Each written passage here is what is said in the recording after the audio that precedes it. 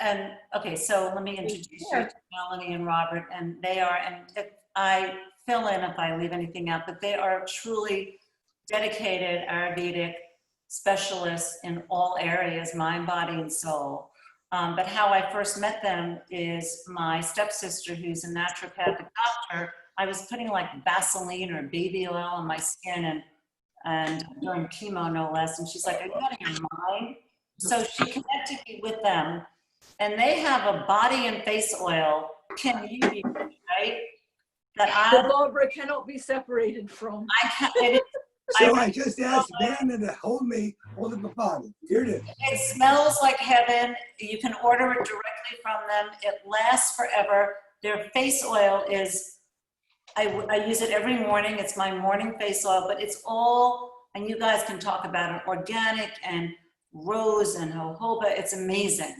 But there's a bigger reason for using the oils. Well, let me let some people in, which we can discuss. So it's beauty, and at the same time, it's nourishing to the body, especially for a Vata like me. But everyone I know of all doshas, I think, really has benefited from the Vata body and face oil.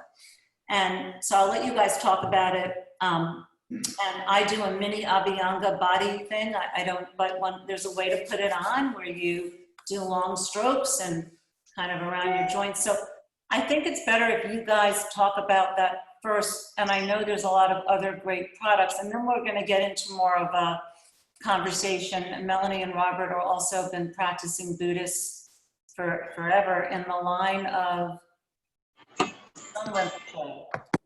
Which Rinpoche? The 17th Karmapa. So that's not a joke. That's not a joke. Yeah, no, I'd like to talk about that too, but I think let's start with the body, because this stuff is so amazing. Maybe what I'll do is I'm going to take it from a very, very large perspective, and then I'll let Melanie narrow it down into the issues in terms of the bodies and the oils. Because we've been writing about Ayurveda in uncertain times, and we've been posting it. We haven't done a post lately, but really the idea is that this time period is something which the historical Buddha predicted 2,500 years ago.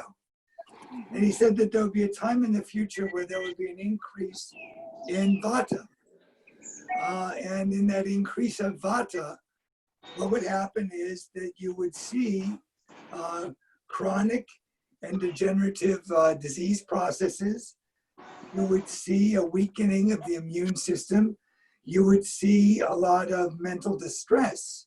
Robert, 1 second. Can everyone mute your phones? I'm sorry.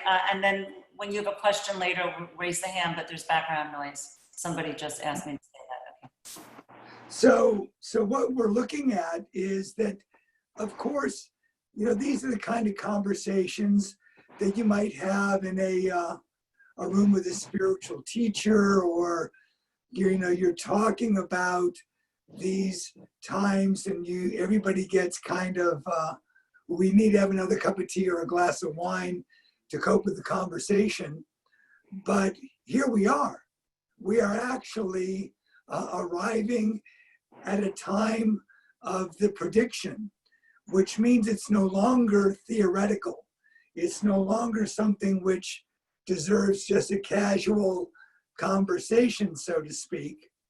It is a conversation which demands attention for us in terms of immediacy, in terms of what we do with this idea of Vata, what we do in relation to addressing what our bodies need, addressing what we need to do in order to help our minds to cope more. There's an old Buddhist saying which says it's difficult to cover the world in leather, it's easier to put on a pair of shoes. And so to me, a lot of what we've tried to do is try to provide some kind of suggestions for about the time period. And we'll talk about those things, but we also want to, because all of us have basically, most of us here have been sequestering for some time, maybe some more than others. And there's questions that come up as a result of doing it and wondering when it's going to end, or what do you do to sustain yourself from going crazy in what you're doing. So I want to definitely make sure that all of you feel comfortable with just bringing questions up. And I'll let Barbara sort of like watch when hands go up or send messages to the chat box so we can sort of watch those questions as they come in. But I'm going to turn it over to Melanie right now about more practical things that we've been talking about. So I have no idea if anybody watching has the first idea about what Ayurveda is. Ayurveda is the traditional holistic healing system from India. And when we use the term Vata, what we mean is it is the energy in the body that is responsible for all forms of movement. So it's responsible for everything from you volunteering, voluntarily moving your arms and legs, the involuntary movements of like blinking your eye, or the automatic movements of your heart beating, even the speed of the thoughts moving through your mind.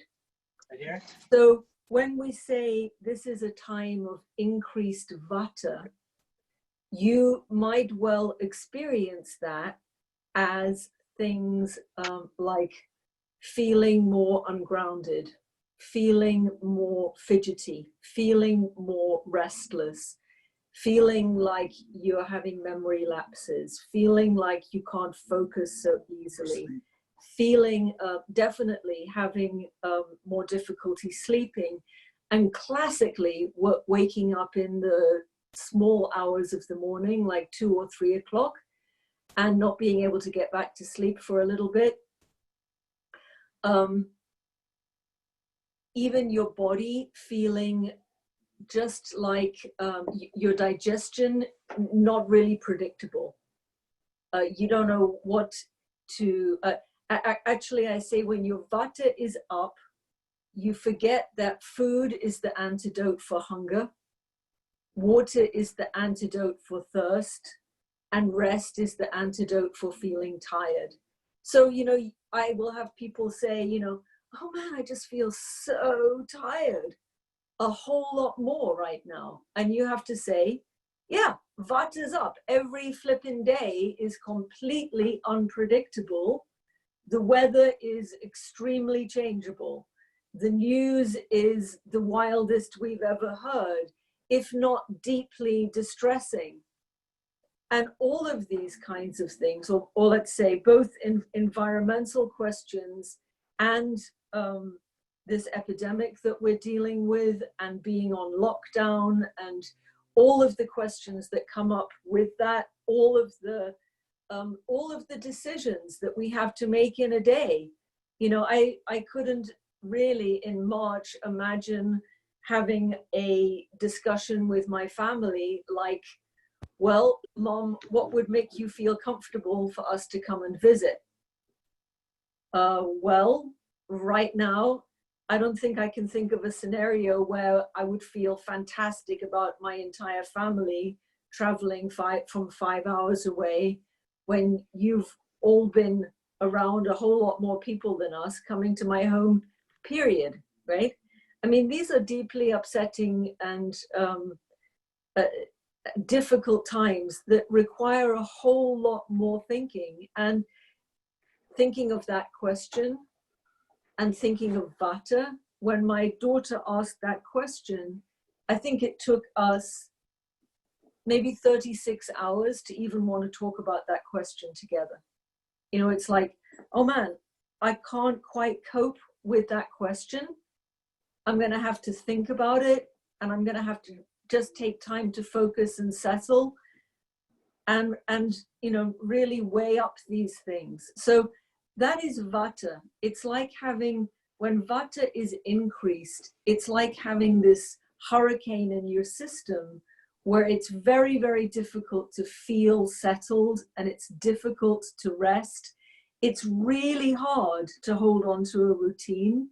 And routine is the hugest antidote that Ayurveda has to offer for dealing with vata.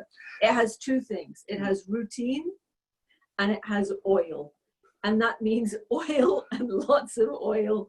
Oil on the outside of the body as well as more oily food, you know, heavier and food with good quality oils on the inside and oil on the outside. And there's just one thing I want to say before Bob takes this away again. Just for a couple minutes. The benefit of oil on the body has a beautiful classic description from, you know, thousands of years ago. The surgeon Shashrut said that putting oil on the body is like watering a wilted plant. So if you want a really strong image of what increased vata in the body feels like, think of a plant that needs a good drink of water. And I think, you know, I guess I'm a plant lover, so I can really identify with that. But it's that kind of feeling of like feeling really floppy and a bit hopeless, right? And discovering, wow, I can completely come back to life if I only had a drink of water. That's all the plant needs. When we describe or when we ask people to put oil on the body, it's like, please don't be surprised. You know, you might easily go from feeling unhappy, unfocused, difficulty sleeping, feeling like your energy is really scattered or your energy is really low, with putting oil head to toe and laying in a warm bath, getting out and just patting yourself dry, you could feel like a totally new being inside and out. So that's I want to that was actually what got me hooked on Ayurveda in the first place. True. It came into my life at a very rough time, and it blew me away. It blew me away how something as simple as putting oil on my body and getting my body warm could make me feel like a different person. Melanie, can you, two things. The oil can be put on, do you recommend before the bath or after? Because I put it on after. The main thing is that you want oil to go into your body, right? You want oil to penetrate through your skin. So there's not one situation that is more right. Some people like to put it on their body and then just stand in a warm shower, right? So that's warming the skin and getting the oil to penetrate. If you then go ahead and lather up all over, that's taking the oil off. So if you can be content with just standing in warm water, it really drives the oil in. It's a quick way. Or, you know, oiling the body and laying in a warm bath. You are actually doing it the more Tibetan way, though, Barbara. The other option is you warm up the body with the shower so that really primes your skin to take on the oil. What you don't want is to have your skin covered in a huge amount of oil. You only want to put the amount of oil on that's going to reasonably go into your skin. You don't want oodles sitting on the surface. And doesn't it also, for people that are having, in this time, digestive issues, it actually, there's so many nutrients in the oil that it actually feeds the body. It's not just the skin. It's like, it's obviously it's feeding the whole body with these essential oils. Yep. I mean, the skincare rule, and you know, when I first started in skincare, people would laugh at me and say, oh, oil on the skin, you got to be joking. You know, the big line now is, you know, skin eats. It's a digestive organ. It can actually take in nutrients. And it's definitely one of the ways, especially if you don't have a very strong digestive system, it's a brilliant way of delivering medicines. So sesame oil is the body oil of choice for vata. And sesame oil is very, very high in minerals. And it's also a real good toner for your digestive system. So if you have a choice, if you don't want to put oil head to toe, oil on your feet, oil on the very midline of the top of your head, and oil on your belly will be a good choice. I love it. The face oil, honestly, it's been life-saving for me. I mean, really what you should think is that if you, a good quality oil is the, what the skin needs to feed on in an organic way. It would be like, I mean, if you decide you're going to use, I don't know, any kind of uh, artificial type of substance for moisturizing, et cetera, it's the equivalent of eating a Twinkie. You know, it's kind of that way. So just to be aware of that. The other aspect of this I would like to emphasize, and this is just because Melanie will go back into the body aspect.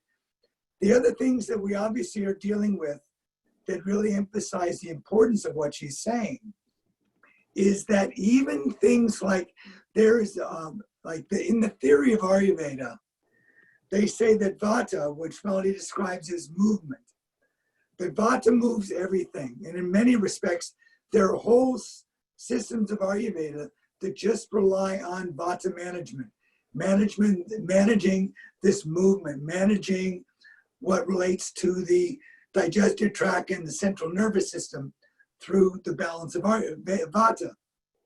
But what you have to understand is when Vata is really, really high, Vata pushes all the other energies. So the energy of what's called Pitta, or the more fiery aspect, as well as Kapha, the more earthly aspect. Now, in terms of what we're experiencing mentally and what is around us, what you could say is that the instability in our environment, which includes the movement of a little tiny bug, is Kapha.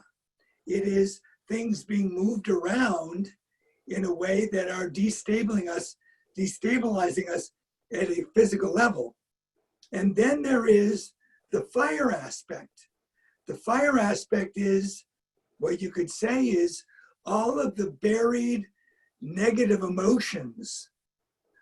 So for example, we are witnessing what's going on in terms of a lot of the civil unrest. If you look at that civil unrest as Vata pushing Pitta, where things are being pushed and being brought to the surface, things that have been there for a long time, we all know they've been there for a long time, but now they can't not be there, okay?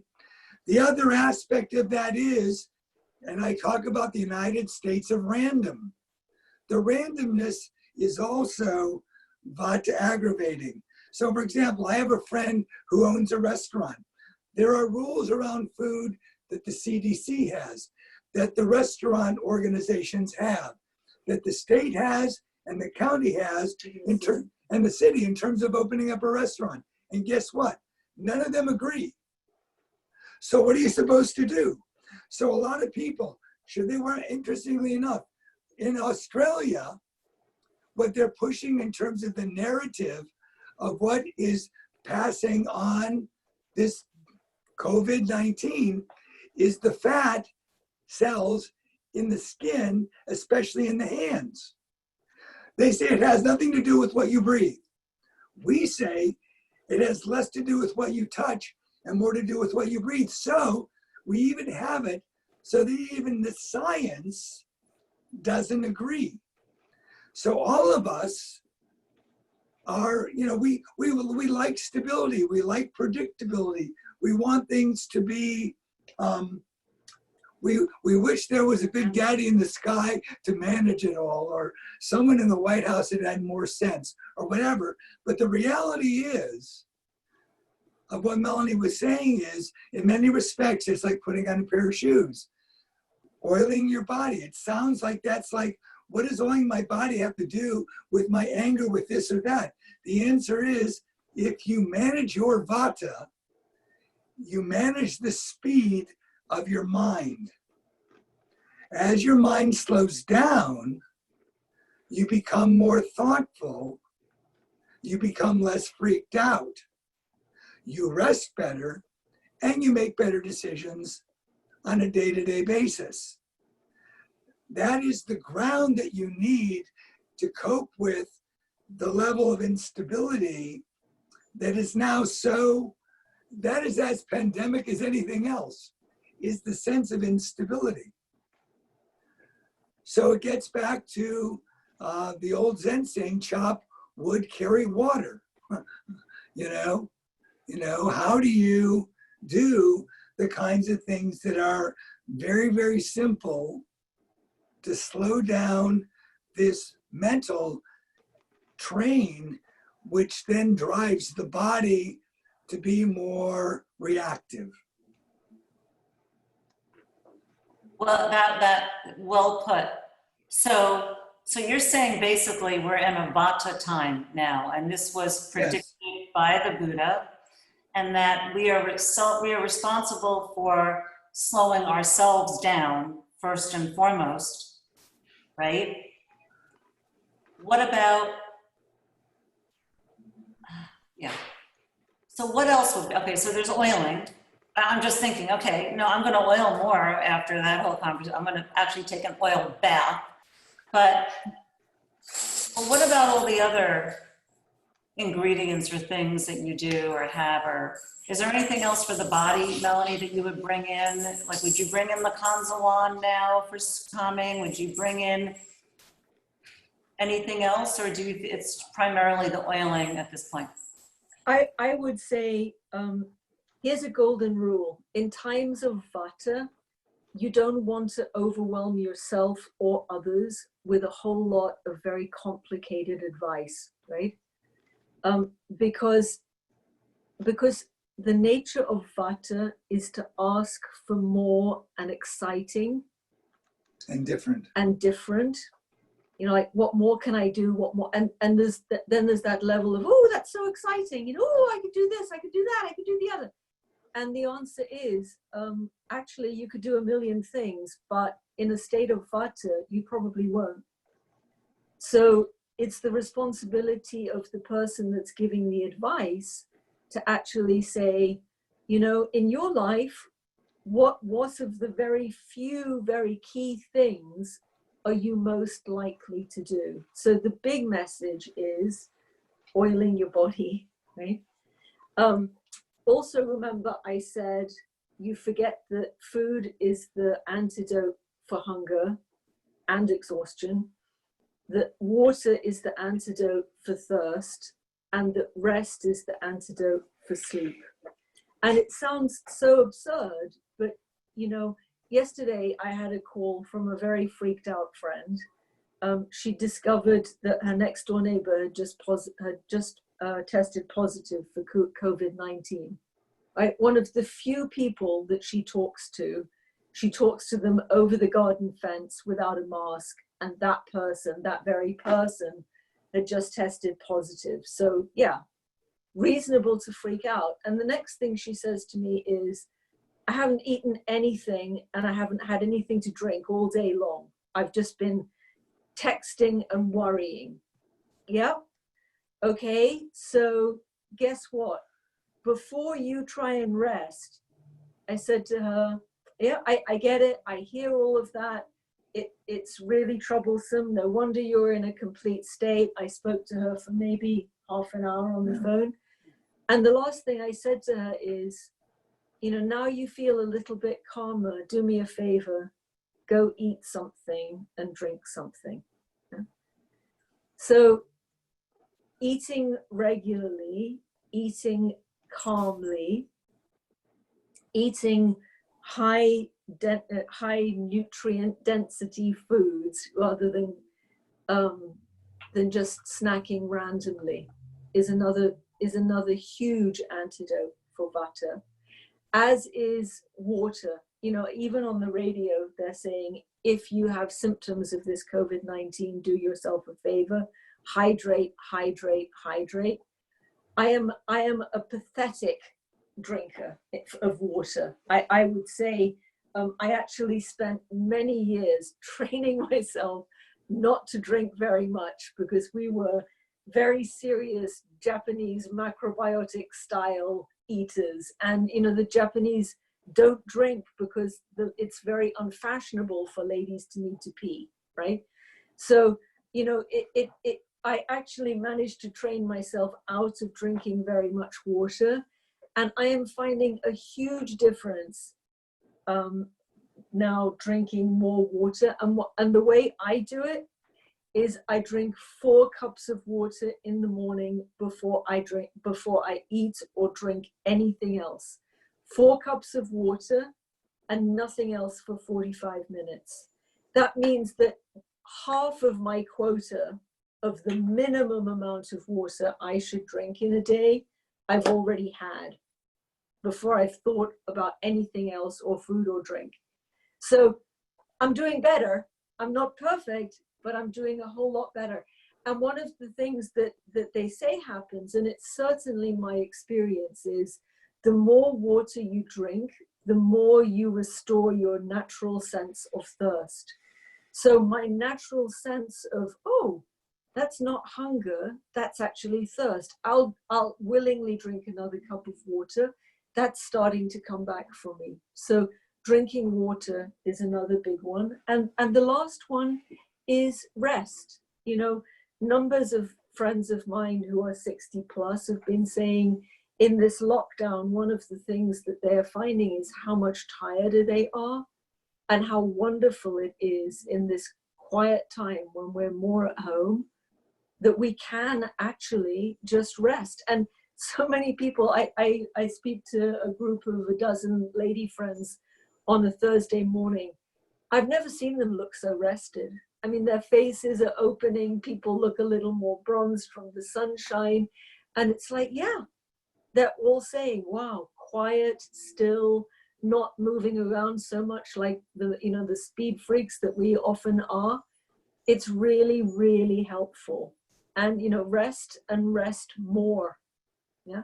Rest until you don't need to rest. And when you do come back, you're going to feel so much more clearer and more settled. And all of the things that you were wanting to have answers for will naturally become more clear to you.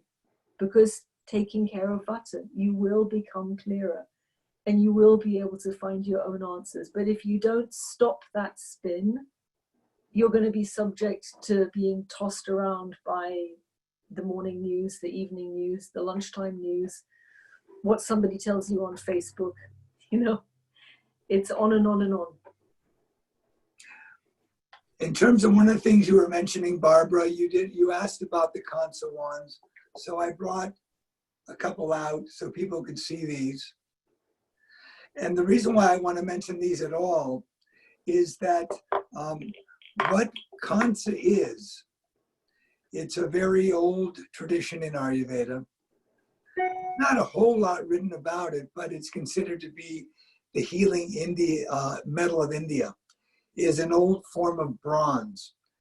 And the reason why this is useful beyond the oil in terms of a daily body routine, especially if you're feeling unsettled, is that bronze has an effect on what's called your piezoelectric field, which is connected to your fascial planes. And using this kind of metal, there are various techniques. If you go to our website, diamondwayayurveda.com, and Barbara might even have links to it, but also have there's videos of how to do this on your feet. But having something of this kind of bronze and rubbing it on your feet, because of the fact that it works with all 3 doshas. It works with Vata, it works with Pitta, and it works with Kapha for different reasons. So this is more like a subtle energy thing as opposed to like the direct nutrition of oil into the body. Kansa has more to do with your electromagnetics, more to do with your acupuncture system, or what in Ayurveda is called your marma grid, or chakras, connected to your chakras.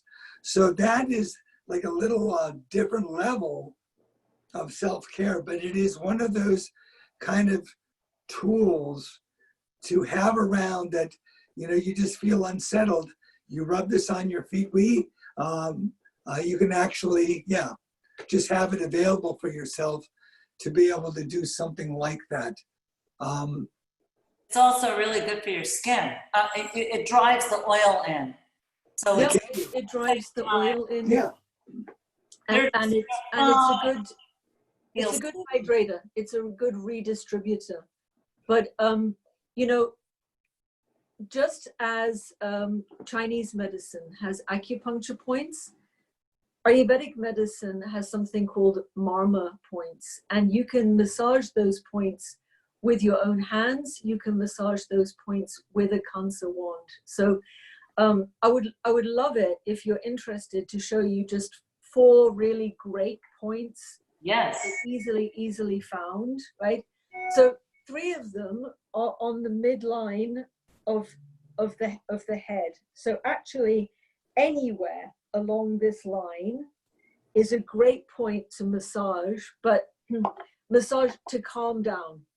And when you massage along this line, you're working with all of the deep centers of the brain and asking your brain to make more serotonin, which is the precursor to say, really on a basic level, calm down. I can do it. Yeah. So if you're using your hand, you would just take your middle and index finger and just massage around and around. Can you see, am I coming up okay on the camera? Yeah, you are. Okay. So, and the massage is really gentle. It's like hardly any pressure at all. It's just kind of like nudging and moving over the surface of your skin. And you can go all the way to the point where, just as you can see where my hair is pulled up, where you'd pull up a ponytail if you had long hair, right? So everywhere from your front hairline to where you pull your ponytail. Yeah? All the way along that midline. So I can show on Bob and then I can look at the picture. And so I'm saying like from here where you would have a hairline, you can go very gently over where you had a soft spot as a newborn baby. That's a key point. And I'm using the Kansa wand now, but you could just as easily use your finger. You can go to the very crown of your head. And then you can go to that spot where oh, you're too high, too low, turn around. Yeah. Where if he had long hair, he'd pull up a ponytail. And you could just very generally just tip your head back. You could just work up and down that midline, knowing that all of those points along the way clue your body into making more serotonin, which is the biochemical message that says relax. You know, people will say, oh, I don't even know how to begin to relax. That midline is a really good area to know. Then you could also concentrate at the hollow of your temple. So the hollow of the temple, if you put your fingers level with the very corner of your eye and you massage in a circle above your fingers, you're in the hollow of your temple. For some people, that's really right in your hairline. Some people not. So that's another really calming spot to massage. And if you do it on the right side, you would do it on the left. And then the last one is an excellent one. If you're going to pick just a one,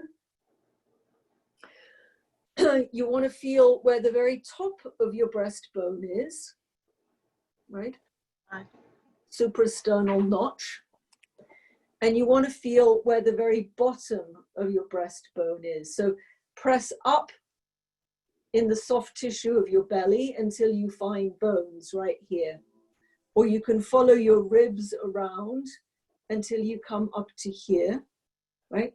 So then look at yourself in the mirror, one finger below, one finger above. Draw an imaginary line between your two tips of your two fingers, and then halve that line, right?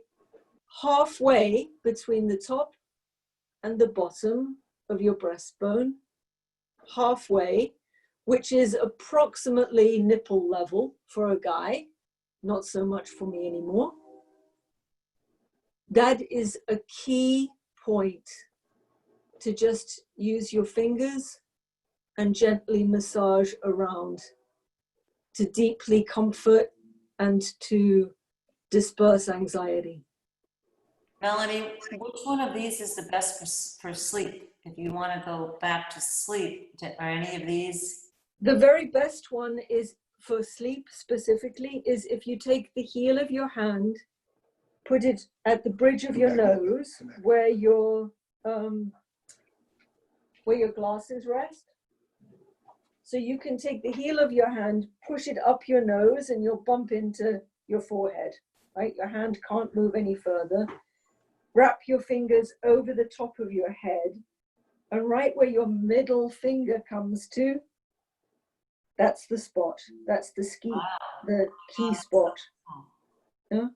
That's And the beauty of that spot is that even if you don't get back to sleep, the chemicals that are released into your system by massaging this spot gives your body many of the benefits of sleep.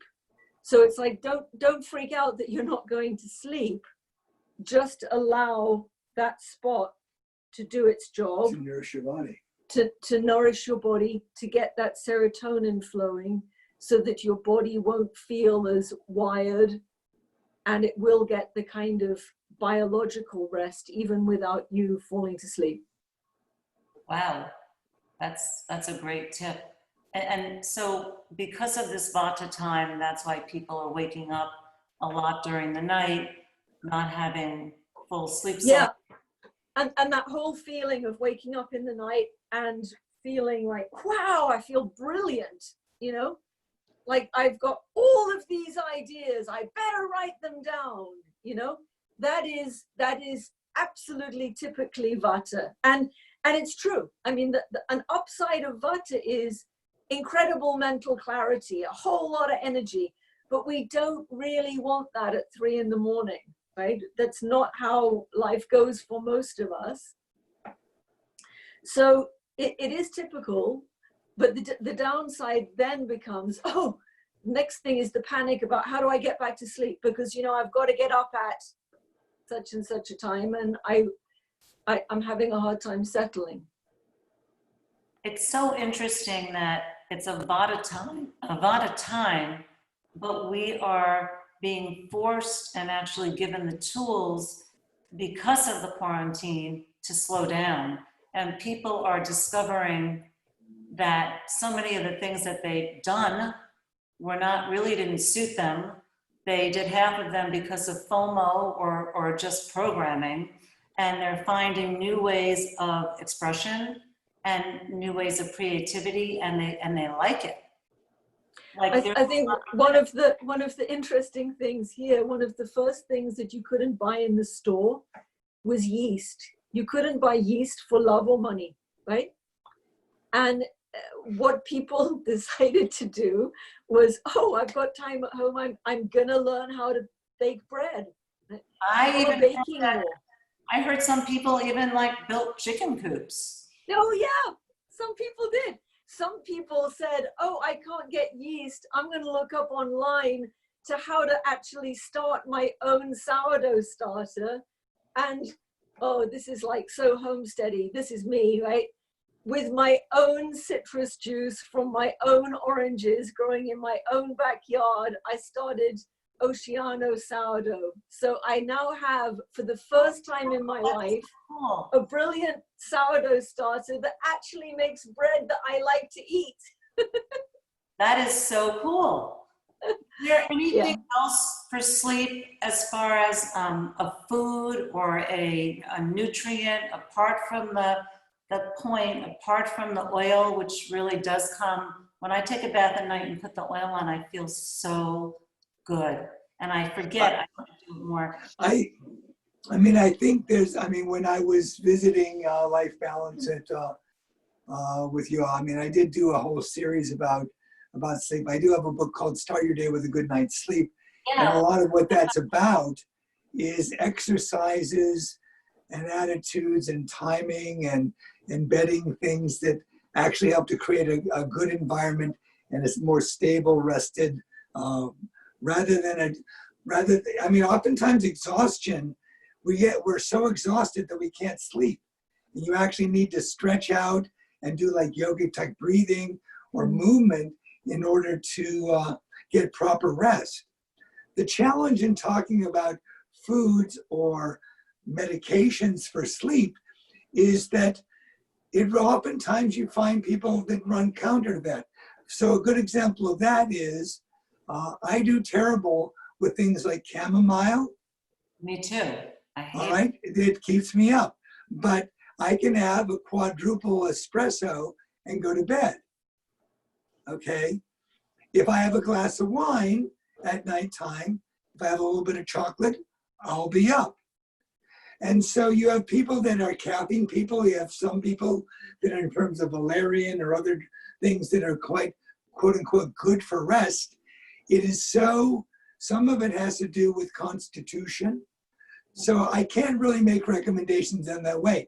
What we can say though is, one aspect is, other than the oil, realizing that doing good stretching and especially loosening up of the spine before you go to bed, getting good nervous distribution along your entire spine makes it so that although, let's say, you're rolling on the ground or you're having someone rub your back and you feel stimulated, but what happens as a result of that stimulation, getting good distribution of circulation throughout the spine, suddenly you find yourself drifting off to sleep anyway.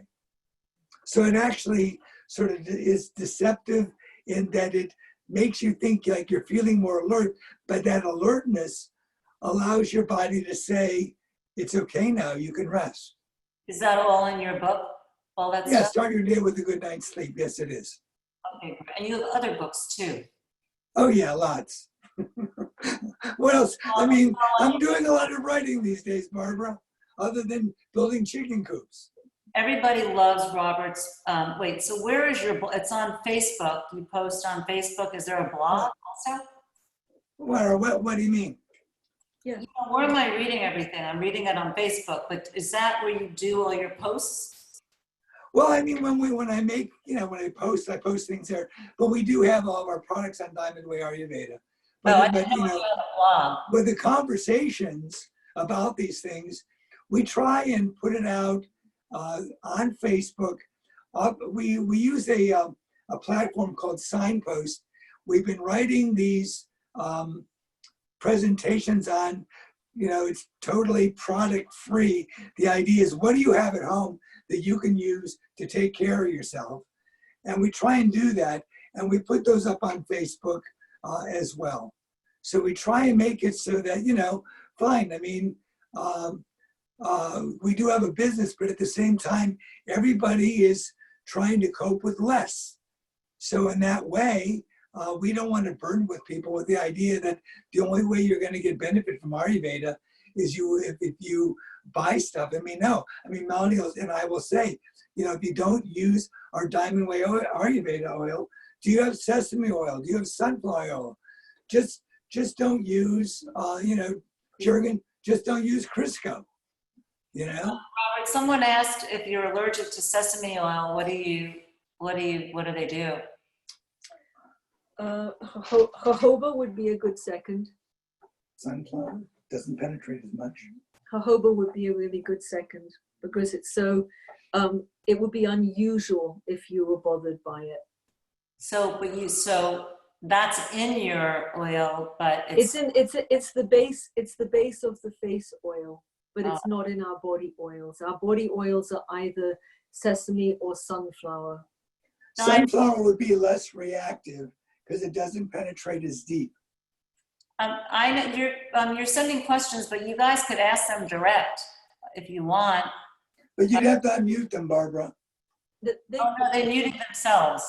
Like, what's a good oil for kapha is a question.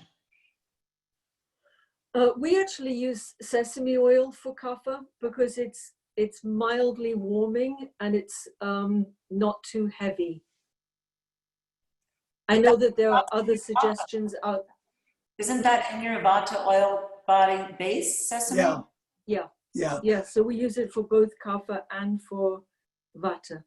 Some people use almond as the base for kapha, but because people have more of a nut and seed reaction to almond, we went to sesame as the oil that we use for kapha. And somebody else asked, are kapha and pittas adversely affected by a vata time? Absolutely, because I mean, to some extent, it's like this.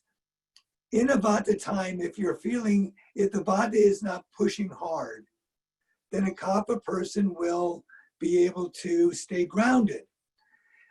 Pitta person will be more reasonable and figure out the best, sort of like the most optimal solutions, so to speak.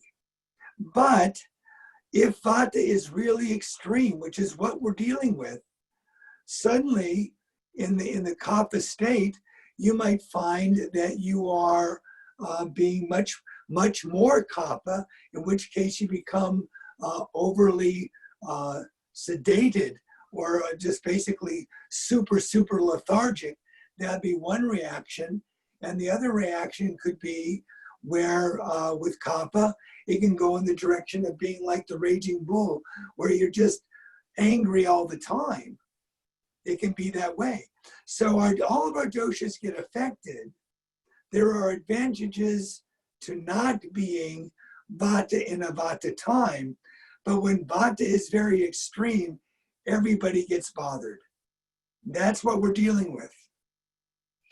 So can you guys touch upon, and you talked about it in your posts, what are some of the best practices or perspectives that you have found during this time that have helped the people that you've worked with?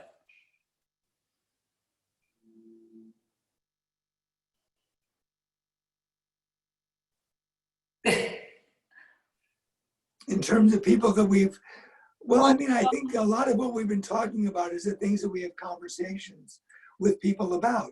We talk to people about, go ahead. I think one of the things that is the most helpful is when you say, oh, you know what, this is a vata time.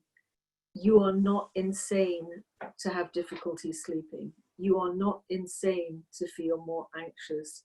It is not really frightening that your digestion is off.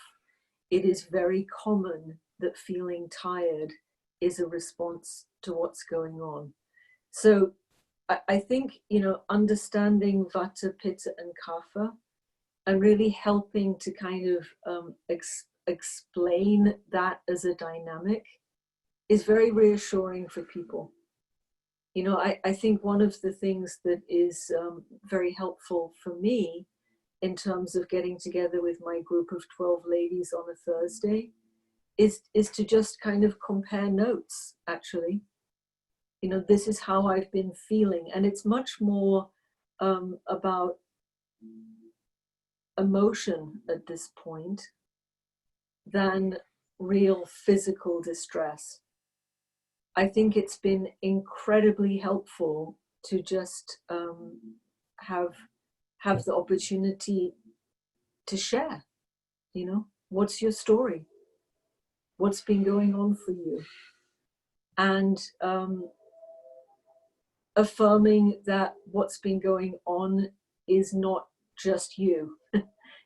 Oh, it's not just me that's having difficulty sleeping, or it's not just me that's been feeling extra worried, or it's not me just thinking about,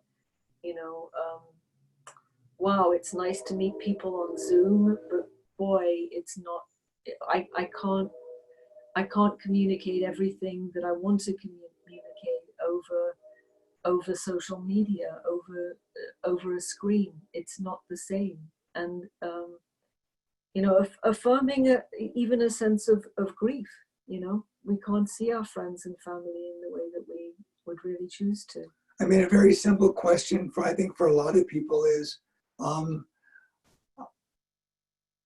I'm sure people have noticed that when you go out into the world to do shopping or whatever, suddenly you're much more wary about being out in the world. That's not probably a thought you had 4 months ago. You know, you weren't thinking in those terms, but suddenly, do I shake this person's hand? Oh, this person doesn't have a mask. What should I do? What distance should I be from them? All sorts of things that were not part of our consciousness. And now they are. And the question is, how do you make it so that there's how do you quell, balance what is quote unquote reasonable in a sort of like random and challenging situation, and how do you manage a sense of desperation or anxiety that comes up? And we're all kind of facing that, you know. I mean, I think I don't know if you heard the funny story today. We were listening to NPR where a 17-year-old barista at a Starbucks refused to serve somebody who wasn't wearing a mask. The woman was so outraged, she took a picture of him and decided to post his face to socially shame him. Okay, so what happened was a friend of his got a GoFundMe to help the kid, and he ended up with $90,000 in tips. You know? So I guess, Barbara, you know, what we're saying, aside from that story, is, you know, I think it was very interesting listening to a guy whose whole business is about managing pandemics, and was there with the AIDS crisis. He was there with the MRSA virus, and he was being asked to comment, and he said, you know, one of the key things is, please can we replace the term social distancing, which is kind of an oxymoron. It's like it's completely asocial to distance. Can we talk about physical distancing? Yeah, physical distancing, that's a useful thing to do, but not socially distancing. That actually we have to create greater levels of social intimacy, really. Yeah, that really has been very, very, very key. You know, how do you actually, when you least feel like reaching out, reach out? Because certainly for me, that's been one of the most helpful things. And I think Bob would say the same. The importance of mirror neurons, the importance of having a feeling that when you go out, rather than get caught in the entrapment of oneself as protection, you keep your distance. You know you need to keep your distance, but you let your heart keep on extending. You don't allow the distance to be the cause of a shutdown inside. And in many respects, it's kind of like the idea of, we now have Trader Joe's has senior hour between 8 and 9 out here. And now we've become like like there's a group of us that meet, you know, and we're staying 6 feet apart from each other, and we've all got our masks, but there's a sense of warmth and community that is emerging because we know we need to keep our distance. We respect the rules that are there, but we don't want that sense of isolation to isolate us socially and communally. Can I just say something? Because I was out shopping today, and I find I've always made little fun comments to people. I'm a very social person with strangers. Yeah. But, you know, with the mask on, I make an extra effort. That's right. It's a little extra thing because a lot of people aren't. And so I comment on their shoes or make a little thing. And most people respond very well, but I find myself a little extra more right now. Even though it's hot in my mask, I try and, yeah. Yeah, I have a friend who says, you know, she walks by the ocean every morning. She said, I absolutely make a point of looking at people in the face and smiling with my eyes at a minimum. Yeah. We're very open here.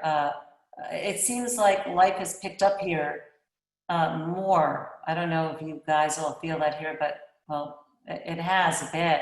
People are out, restaurants are open, people are eating outside. If you're distanced, there are no masks.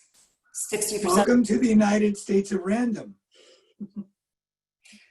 I mean, that's what's happening out here, and what's happening is the numbers are going up. There's no mystery about it. And the question then becomes, what is reasonable in doing this? What is reasonable? And I think to some extent, I think, Barbara, that's the next thing. You know, it's another kind of butter. It's another kind of uncertainty. It's the discussions of, you know, well, do you feel comfortable meeting me at a cafe? Do I need to wear a mask? Do I need to sit at what distance from you? Which cafe? You know, could I be assured that the waiters are wearing masks? I mean, you know, it's like these millions of questions that a simple invite to a cafe evoke anymore. Are the numbers going up in California? yes, sure. Yeah. It is After our numbers in our county, our numbers were very, very low, and now they're rising. Mm-hmm. And they're rising with young people, 20 to 40 age group, because they're going to bars and hanging out and acting like they, you know, nothing can touch them. My stepson, and they have two 9-month-old twins, and their nanny's been perfect. And she said, can I just go to Charleston for one night? And P.S. now they all have COVID. So, Yeah. and that's how it goes. Guy, do you guys want to ask questions?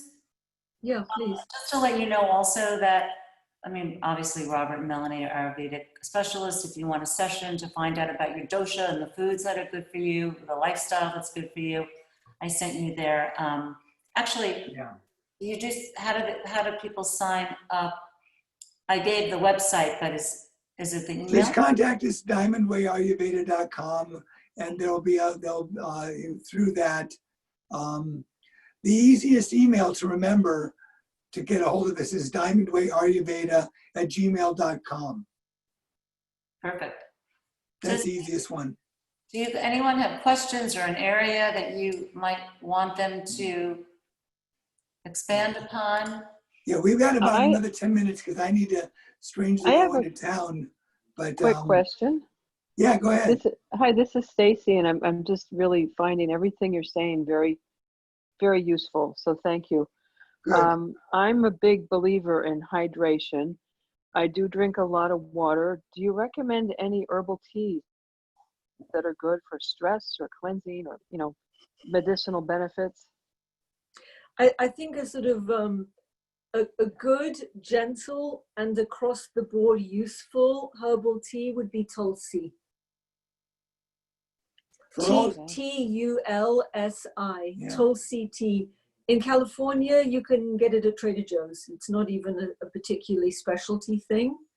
Its other name is holy basil. It's specifically great for the lungs, but it's an across the board rejuvenative, antiviral, antifungal, anti-everything. Mind brightening. Mind brightening, and in my experience, really helps your lungs. I've been an asthmatic person much of my life, and Tulsi really helps, and it's sweetly calming. You know, so of the Ayurvedic herbs, that's the one to know at the moment. Yeah, as opposed to some of the classic, like some people think of valerian or jadamamsi.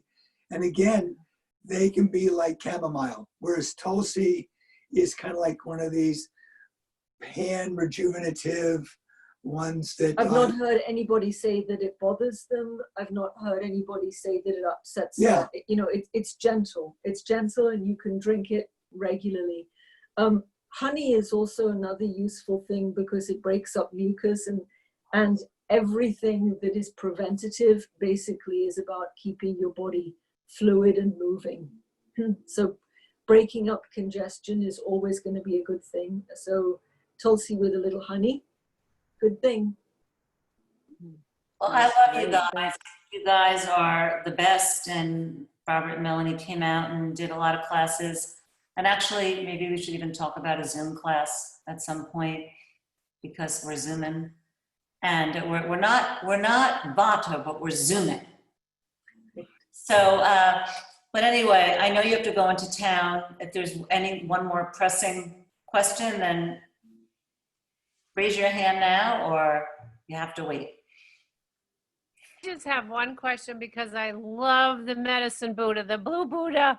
I just Yes. loved him. When I did a workshop with you, Bob, and I was just That's a great workshop to do in these times. We could actually do, if you wanted to, we could actually do a Medicine Buddha meditation, which Yeah. would be good for for everybody. We're I- happy to do it. I would love that. I would love to do that. Let's definitely do that. Totally. One of the sweet things that we saw, I don't know if this has happened where you all are, but people have written messages on the sidewalks here, you know, like keep going Oceano, or we're in this together, or, you know, just like big chalk designs on the sidewalk. And in my daughter's neighborhood in Santa Rosa, somebody put together a public Medicine Buddha shrine. And it's become a neighborhood spot where people just sit quietly, or when the protests first started happening, my daughter went there and just played peaceful music. Yeah, which kind of brings tears to my eyes. Yeah. Beautiful. So yeah, Medicine Buddha, always a good plan. So Robert, I'll touch base and we'll put that class up, because actually that would be awesome. Just to let you know, well, So good. but before Bob has to fly, I want to say a special thank you to Barbara, and a thank you to all of you that have spent time with us this afternoon, or evening for you guys. I think a lot of you are on the East Coast. It takes an extra amount in this time to actually reach out beyond your bubble. And Barbara, I'm always impressed by how much you're willing to extend, and I want to acknowledge how much extra it takes to want to extend in difficult times. Thank you. Thanks so much. I love you guys. Thank you. Thanks a lot. It was good seeing you Thanks. guys. Thank you. Bye-bye. Thank you so much. Love you. Enjoy your evening. You You too. too. Bye-bye. Bye. Oh.